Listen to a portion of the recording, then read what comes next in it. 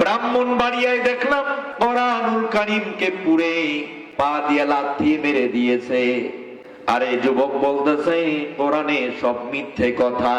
তৌহিদি জনতা একত্রিত হয়ে যখন বের হয়েছে, এদেশের প্রশাসন এই বেটাকে গ্রেফতার করে দিয়েছে।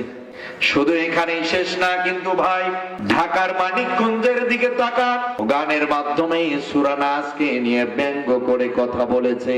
তোমার আল্লাহকে প্রকাশ্য দিবানাকে গালি দিচ্ছে। সূরা নাস, সূরা নাসের তেলাওয়াত করতেছে, কুল আউযু বিরাব্বিন নাস মালিকিন নাস ইলাহিন নাস। নাস যে শব্দটা, নাস মানে হলো মানুষ। মানুষ না বলে সে মনে করে নাস মানে হয় নাচানাচি করা। তোমার কোরআনকে ডাইরেক্ট অপব্যাখ্যা করলো। এই দেশের প্রশাসন গ্রেফতার করে দিয়েছি। আপনি চিন্তা করেছেন, কেউ কোরআন পুড়াচ্ছে, কেউ আবার ইসলাম তোমার আল্লাহকে গালি দিচ্ছে।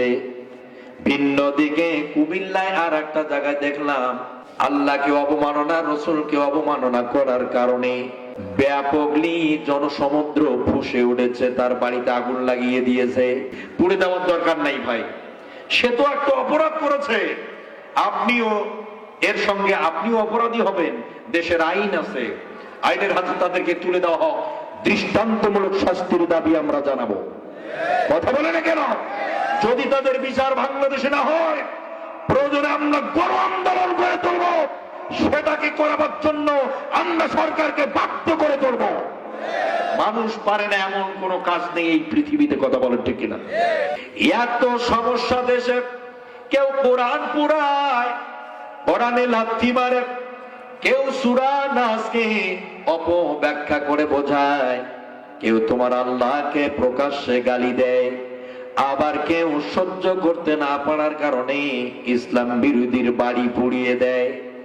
এত সব কিছু থেকে বাঁচতে গেলে, বাঁচতে হলে একটা কাজ করা দরকার, সেটা হলো রাষ্ট্রের মধ্যে আইন তৈরি করা দরকার। যারা আল্লাহকে গালি দিবে, রসুলকে গালি দিবে, অপমাননা করবে, অপব্যাখ্যা করবে, হোক সেটা নিজের ধর্ম অথবা ভিন্ন ধর্ম, যে কোনো ধর্মের বিরুদ্ধে কেউ যদি বিষোদ্গার করে, তাকে ডাইরেক্ট ধরে ফাঁসির দড়িতে ঝুলান্টি করে মারতে হবে। এমন একটি আইন যদি তৈরি হয় বাংলাদেশে, আল্লাহ বিরোধী লোক পাওয়া যাবে না, এরপরে রাসূল বিরোধী লোক খুঁজে পাওয়া যাবে না, এরপর কোরআনের বিরুদ্ধে কেউ অপব্যাখ্যা প্রচার করতে পারবে না।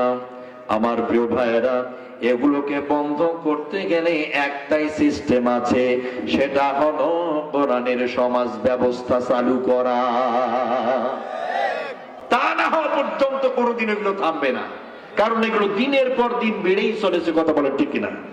আমি একটু আগে দেখলাম বাংলাদেশের একটি কোর্টে কয়েকজন উকিল মিলে দাঁড়িয়ে বলতেছে যে এগুলোকে প্রতিহত করার জন্য আমরা রিট করলাম, যাতে এগুলোকে বন্ধ করা যায়। আসলেই তারা রাইট একটি কাজ করেছে। কথা বলে না কেন? তারা একটি ভালো উদ্যোগ নিয়েছে।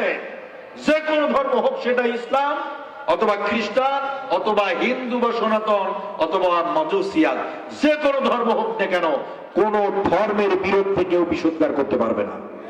কথা বলে না কেন? ইসলামকে নিয়ে যদি কেউ কটূক্তি করে, আমাদের কলিজায় লাগে, আমাদের হৃদয়ে লাগে। কথা বলেন ঠিক কিনা? আমার বাপের বিরুদ্ধে বললে কোনো সমস্যা নাই, আমার মাকে গালি দিলে কিচ্ছু মনে করবো না, আমাকে আপনি দুইটা ধরে থাপড় দেন, কিছুই মনে করবো না। কিন্তু আল্লাহ এবং রাসূল, ইসলাম নিয়ে আপনি কটূক্তি করবেন, এক সেকেন্ডের জন্য মেনে নেওয়া হবে না। তাদেরকে বিচারের আওতায় আনতে হবে।